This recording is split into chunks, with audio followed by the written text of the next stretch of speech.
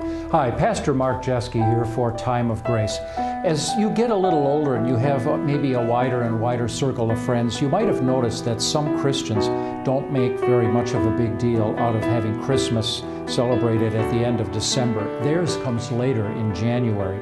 And you know what? They're onto something, because the event that really resonates with people of that particular Christian culture was the visit of the Magi. And there's this sort of imagined number of days that it would take to travel from the Parthian Empire, later called Persia, today Iran, or possibly part of Iraq, that they made that long westward journey to worship the baby Jesus. Perhaps took about 2 weeks.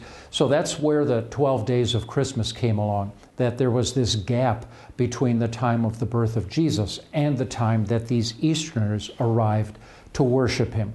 So my little personal word of advice to you all is don't put the Magi in your manger scene in the same place as the shepherds. Those were different events.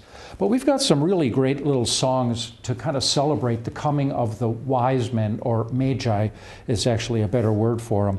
And one of them that people have sung, a very wonderful tune that it goes with, is "We Three Kings of Orient Are," well, they weren't necessarily kings, but they were of nobility.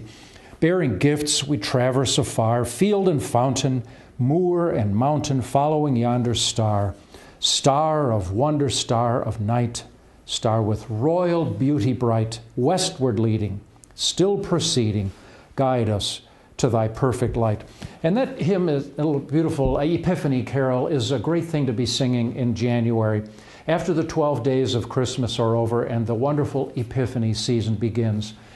Epiphany is a season of light. That's what its name in Greek means. Epiphano means to shine through.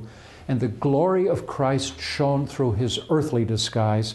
And the light coming from that special miracle starlight, designating where you can find Jesus. The Bible has become for us that Epiphany star. And it's God's Word that helps us identify who is Jesus, where is he, what has he done for us, and why has he been the life changer and game changer to bring us our salvation. I hope you enjoy this Epiphany, you and I and our fellow kings worshiping at the cradle of the baby Jesus. For Time of Grace, I'm Pastor Mark Jeske.